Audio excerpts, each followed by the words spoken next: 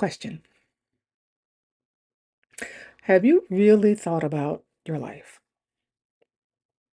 I know you're thinking, Miss Sophia, Domina, Sophia.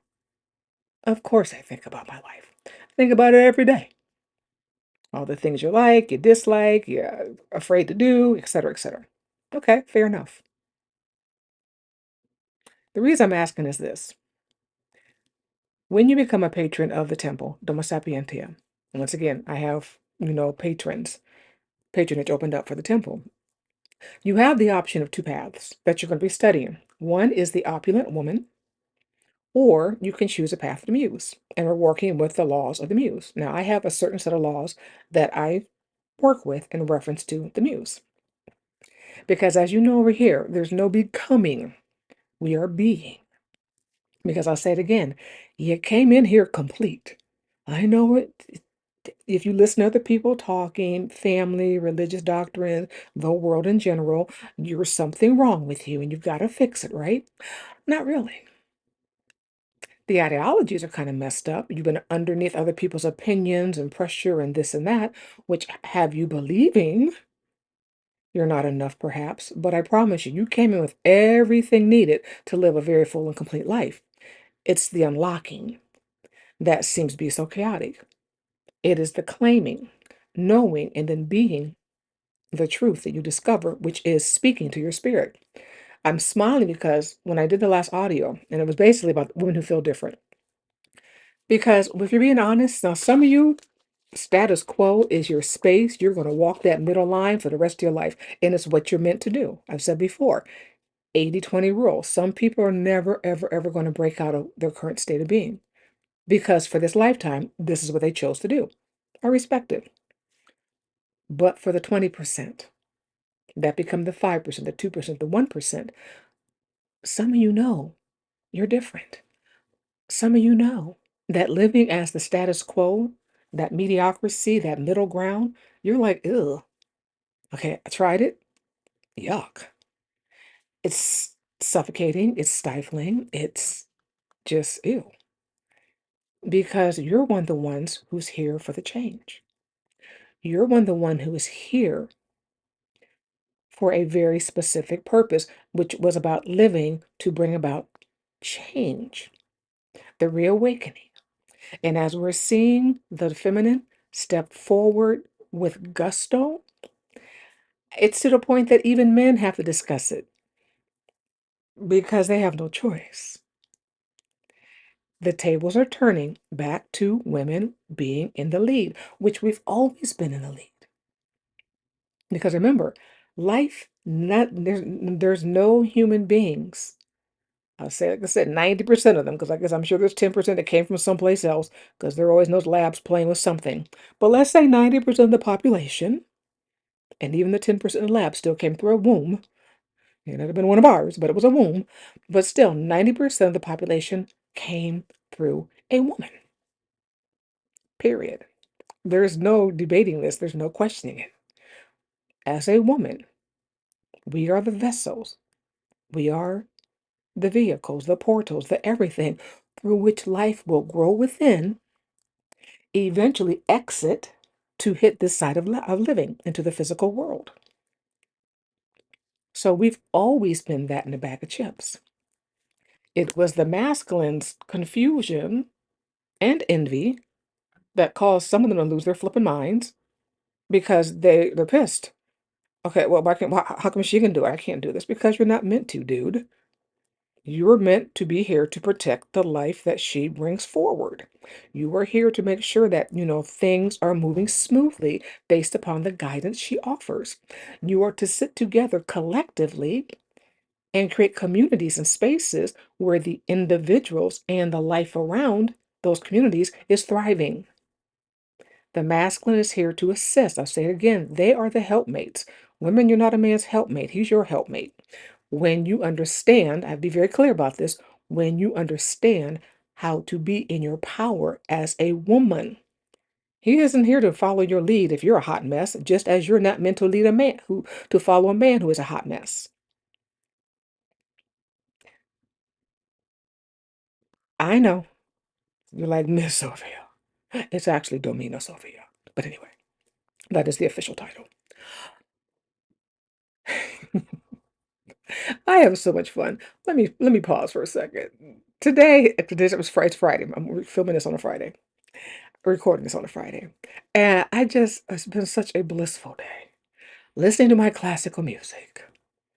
Oh my gosh. I am learning how to play the violin. And yes, I understand the early stages of learning how to play a violin. Yeah, I'm going to sound terrible. Hey, I used to play a flute, and I remember the torture I put my parents through learning how to play the flute. I was quite good eventually, but the beginnings were kind of bad. But I will learn how to be very proficient with the violin someday. Oh my gosh. I love classical music. So I'm listening to my violins, my cellos, the orchestra today, eating delicious food, writing, being, just doing, right? And as I'm sitting here, once again, working on the laws of the muse and working on a companion book which will go with the laws of the muse, the reason why I ask this question is because as I'm going through the women, because the laws of the muse each contain women who actually exemplify the qualities of that particular law. And as I continue to read about these women, and I have about 51 that I'm working with, I think only 26 made it into the book, into the laws of the muse. And I've got another additional like 21, and I'm going to add some more. There's some other women I have a desire to add to um, the lineage, the feminine lineage that I'm using as examples of women who live these amazing lives, sometimes in spite of men and other women who were quite unhappy with a woman who chose to live her life fully. And the crazy thing is this: people criticize and talk shit about the very people that they're attempting to copy. That's a level of mental illness which makes no sense to me. Talking shit about somebody because they're doing something that you yourself wish you could do, instead of learning how to do whatever this is that this person's doing, which has you going, wow, you rather throw stones at them. Sometimes literally, and figuratively. Are you hearing how cuckoo for Cocoa Puffs that sounds? Instead of learning how to do whatever it is that you admire that this person is doing based upon who you are, you have to talk shit about it. Okay, makes no sense. But people do it, right? And the women that I got, like I said, I'm working on basically like their bios, they're incredible. And the information that I'm gathering about them is information that most of you don't even know about. Like, for example, Cleopatra. Oh my gosh. Cleopatra, all you ever hear about, oh, she seduced Mark Antony and Julius Caesar. She was a seductress. Oh my gosh. And she was. She was a phenomenal one. She knew her stuff. Cleopatra, Pharaoh Cleopatra, I believe she was the seventh. Yeah, she was the seventh of the Cleopatras. Was amazing. She understood who she was. She understood, and she studied. She studied people. She studied where she came from, because remember, she was born in Egypt. Originally, her people were not from there. I think her family was originally from Greece. And from what I've been reading about it, they were a hot mess, to put it mildly, arrogant beyond arrogant. Um, because I don't know what it is about folks who come from other places into spaces with melanated people and think that the melanated people are less intelligent when the melanated people built the civilization. Anyway, let me start it. They made a mess of Egypt. Her family, until it got to her, literally made a mess of Egypt. They did, because they were too doggone arrogant to take the time out to learn about the people that they were there to govern and basically just harass. But she was smart. She was very, very smart. She took the time out to literally pay attention because she was watching. She had watched her family do what they did and went, oh, this isn't working. And she loved Egypt. She loved where she was. And she had a desire to see Egypt thrive. And under her, Egypt did thrive, in spite of the Roman issues they were having with Rome, because she was intelligent. She understood how to once again gain allies and to create communities and create environments and create relationships with people around her and within her country that were there to support her because she was there to do right by them and watch all of them thrive. Do you know that she spoke 9 languages? Bet you didn't know this.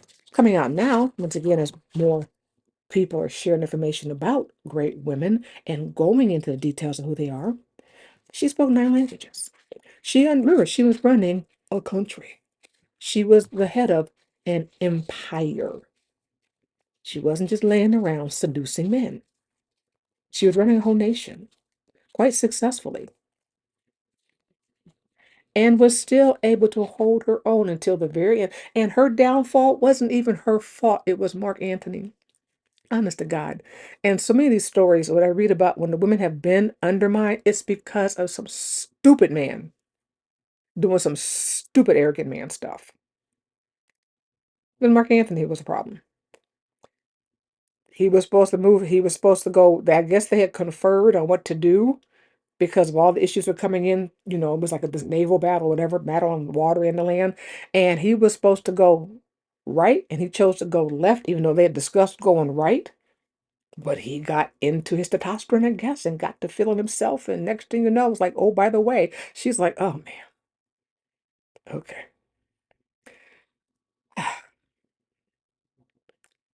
Luckily, not every man is that hard-headed. A good chunk are, but most, there's still hope. I'm an optimist. I will always know that there is hope and possibilities. Because once again, there are plenty of great men available who are out there. And throughout history, because I have stories where women were with truly great men. But the final issue was Mark Antony.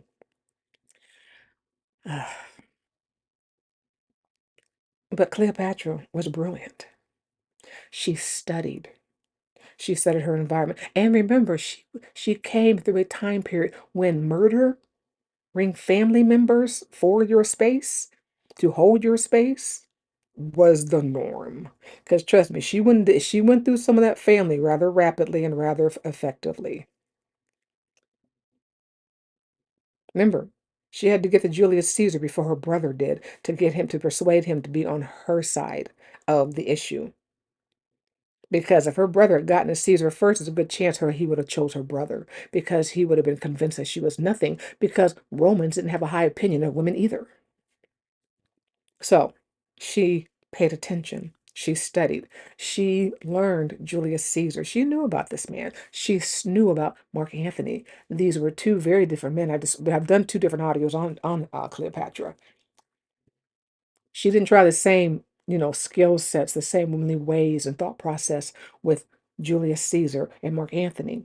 Mark Antony, she based her magnetism and charisma for each of those men based upon those men. Julius Caesar, elder gentleman, statesman, saw himself as an emperor.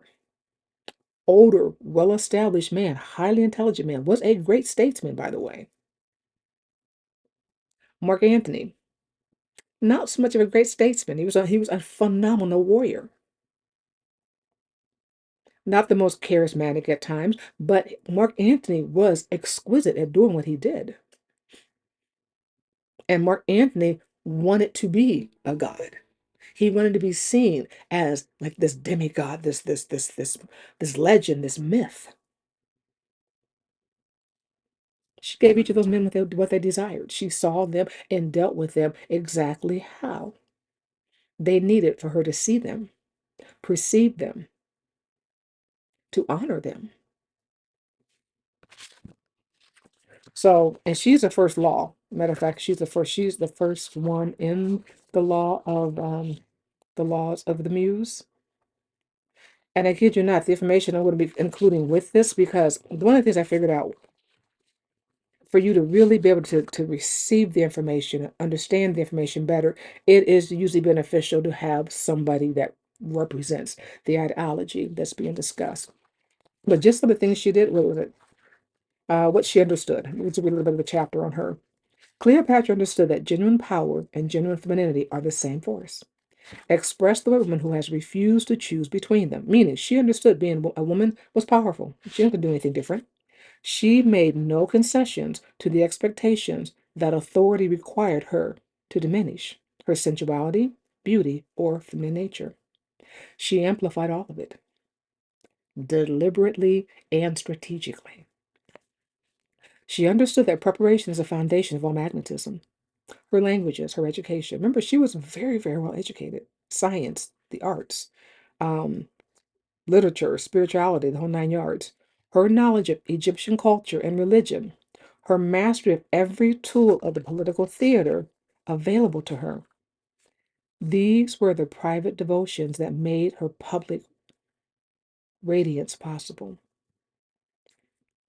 Magnificence was the fruit of her preparation. She understood the strategic value of timing. She chose her moments. And this is important. I've said before that I teach this to the goddess daughters. If you have something where you have like this big debate coming up, you have something where you need to be fully present because there may be opposition or you're doing some type of negotiation, you always go looking your best. Even if it's going to be an argument, you go looking your best. You have on you look beautiful. You smell amazing. You pull all the stops out. You speak calmly. You speak clearly. You have wonderful control over your body language. This is an art. She understood, once again, the value, excuse me, she understood the strategic value of timing. She chose her moments. Her entrances, remember, she came to meet Mark Antony. She was summoned by Mark Antony to come meet Mark Antony to meet him. And she came down the Nile on a barge that with sails that smelled absolutely incredible. The fragrance arrived at the beach before she did. She knew how to make an entrance. Her revelations, with the patience and the precision of a woman who knew that the perfectly chosen moment is more powerful than any amount of sustained effort. She arranged for Caesar to discover her rather than presenting herself to him. Remember, she rolled herself. The story goes that had herself rolled onto a carpet that was presented to Caesar as a gift. And when the carpet was unfurled, what stepped out of the carpet at the end was her. Once again, she knew how to make an entrance. Beautiful young thing, older gentleman. And even though they say she wasn't necessarily physically beautiful, she had energy. She understood how to play up who she was. Whether she was beautiful or not, because we really don't know. There are no actual pictures of her that we know of. So anyway, and she understood perhaps the most important thing of all, and that a woman who is fully alive in her own nature, who brings the complete and unapologetic force of her genuine self to every room she enters, changes that room in ways that strategy alone will never accomplish. And there's more. I mean, it goes on for a few more things here. But I just want to share that because when I asked the question earlier, do you think about your life? Most of you think too small. You really do. You think you were asking for big things, but you're not. Now, they may feel big to you, sound big to you initially, because once again, it may be more than you thought to ask for. I honor that because we all must start someplace. But some of you are past that and you're kind of stuck. You know what to do next. What's your next move? How are you showing up? This is in your personal life and your romantic life.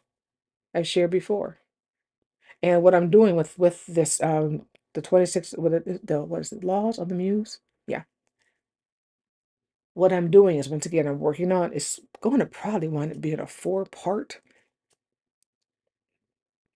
volume set because as I'm working on this, I realize I have a desire to go do a deep dive with this information. So I'm working on, once again, the laws are set. The laws are established, the laws are there. And whichever path you choose when you become a patron member, if you choose the path of the muse, then we'll be working through those laws. If you choose a path of the opulent woman, you'll be introduced to them because what I plan on doing is We meet twice a month, the first Wednesday of the month, and then the third Sunday. The Wednesday gathering is on in the evening, and then the third Sunday is on a Sunday after, it's Sunday afternoon. So on the first gathering of the month, we're going to discuss one of the opulent woman principles, so to speak. And then on the Sunday gathering, we will discuss one of the laws of the Muse. So this way, regardless of the path you choose, you have a chance to sample the other. My goal is always for you to learn how to be a fully embodied woman, emotionally, mentally, physically, spiritually. You may be thriving in one area of your life and it totally sucks in another. Maybe you're doing very well in your business. You have a business, you're thriving. You thrive in your career. You're living your life beautifully, but your romantic life sucks. And that, for the most cases, for most women, because once again, how we've been taught, the conditioning around why a woman should be with a man. And most of it is rarely beneficial for the woman. It's how you're going to benefit a man, getting a man to choose you. They don't choose us. We choose them. Remember, you have the say, yes or no. He makes the offer. You make the selection, yay or nay. And some of them are saying yay when they really should be saying nay. I'm laughing because I said before, I fell down the rabbit hole of those little I don't want to call them movies, whatever. They're being done mostly out of Nigeria. And they're based upon different women's storylines, lifestyles, life choices, etc. Oh my gosh. They're real story. I mean, they're some of them are based upon real people's lives. All of them are based upon situations that women have encountered, could encounter. Oh my God, hope they don't encounter. And some of them actually have very good storylines. They're not all terrible and tragedy. But so many of them are about the fact that a woman has to have a man. And if she's not married, if she's not with a man, then somehow she is less than. And if she's with a man, she has to be just receive whatever treatment he offers her and just be okay with it. And these mother-in-laws, I have goddess daughters, like I said, throughout the continent of Africa, and several different countries and multitude nations of different African tribes as well. Once again, most of these storylines are based out of Nigeria, so they're mostly talking about Nigeria. I don't know if there are any other country that has added themselves to these old stories that I watch. But ladies who are over there, are those mother-in-laws really as hideous as some of these women are portraying them in these movies, these little clips I watch? They're all AI. The characters are AI, and they're hysterical because it's just, oh my God, people getting in cars backwards, walking through furniture. They're wonderful. I just absolutely love them.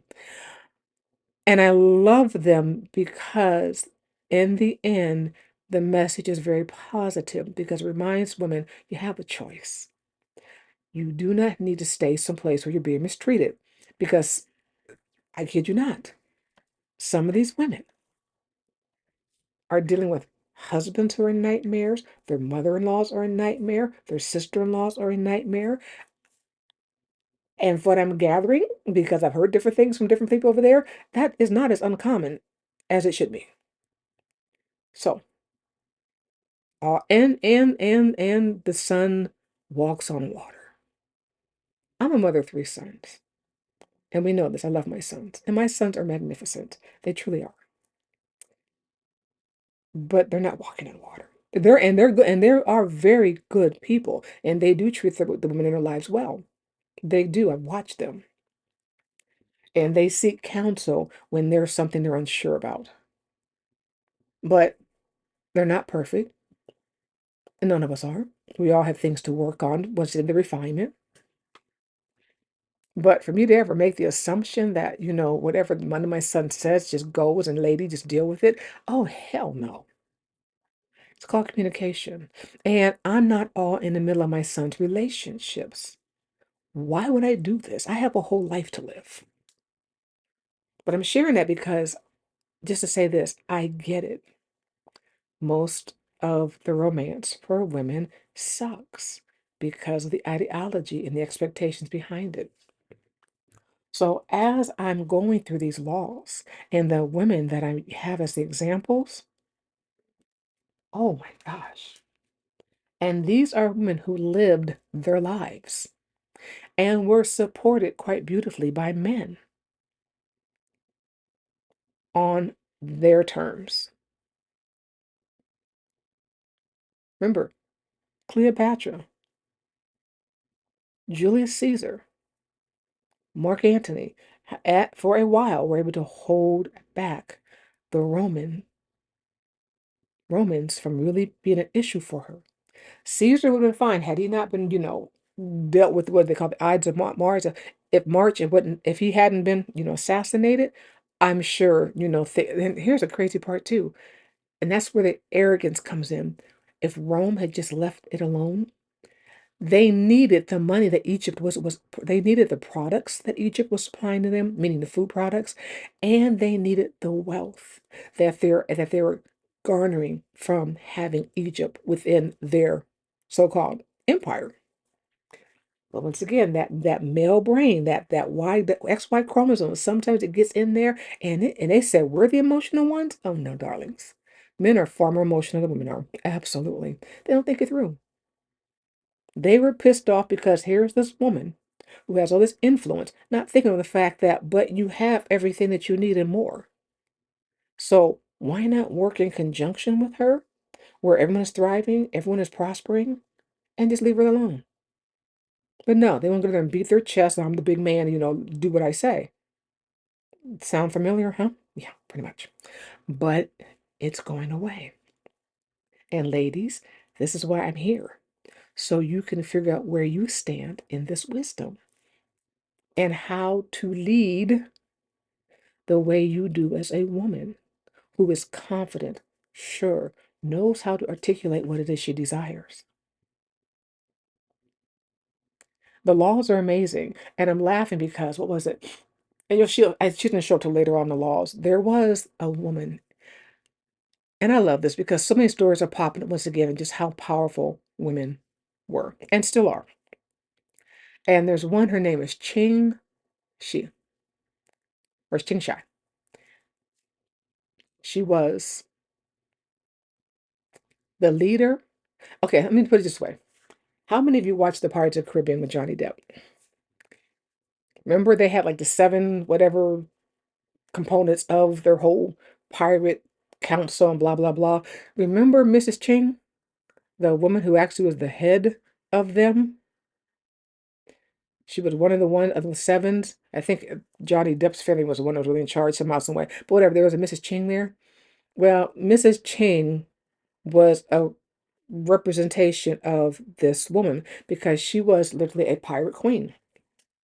And she has gone down in history as the wealthiest. Probably as a matter of fact, she most likely had the largest fleet of ships under her command. She had 1,800 ships with 80,000 pirates.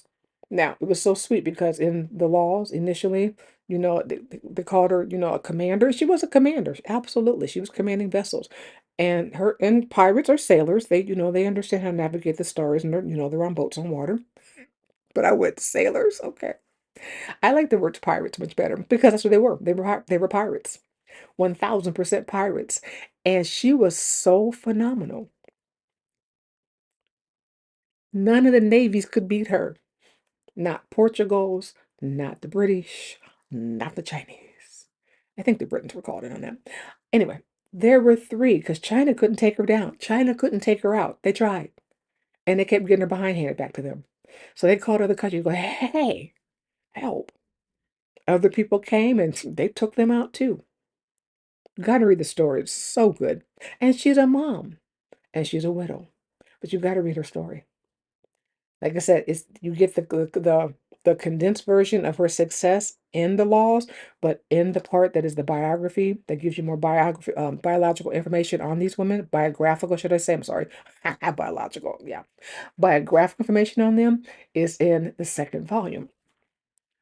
She was a mom, she was a widow, because she became captain of all these pirates, the commander of all these pirates, because her husband, who had been the original commander of all these individuals, he passed away. Kind of sucked how he died, but you have to read volume 2 to find out how. And he passed away. She was like, they were like, she was like, nope, nope. And they thrived under her because that's what we do as women. Men always want to find a way to crush and destroy and oppress. Women don't look to oppress. It really isn't our nature. We can be dominant, absolutely. But for the most part, we build communities. We love structure. We love to see how things can go together to work out situations, preferably peacefully. Trust, we can go to war and wipe you out if we need to. There's plenty of us in history who've done it. I think I got a few of those in the that we coming up in the biographic information as well. We can take you out if we have to. We prefer not to. Once again, we build communities because when we build communities, we all thrive. So anyway, so think about it. How are you harnessing this information? And think about this. Where would you like to be as a patron? Does the opulent woman sound interesting to you?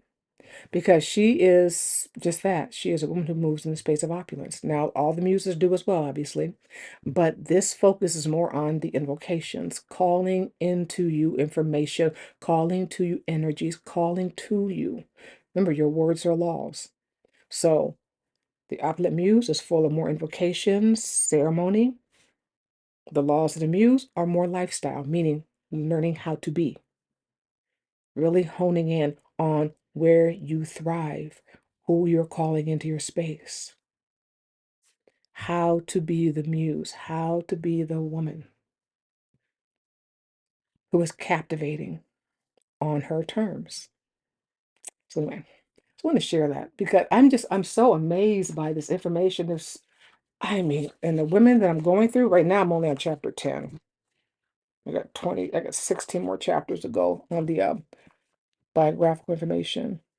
Oh my gosh. And I have Empress Josephine Bonaparte is in here as well. I'm sorry. What is it? The old folks would say, those of us that are melanated, you know what I'm talking about. She had his nose wide open. That's one of our elder sayings. She had that boy's nose wide open. She really, really did. I was reading the information that was shared on her and between her and Napoleon. Oh my God. Wow. What a wild couple. I mean, and he was just obsessed with her. Obsessed. She literally was his life. You know, a man was someone who was someone's heartbeat. She was his heartbeat. She made him nuts. She made him crazy.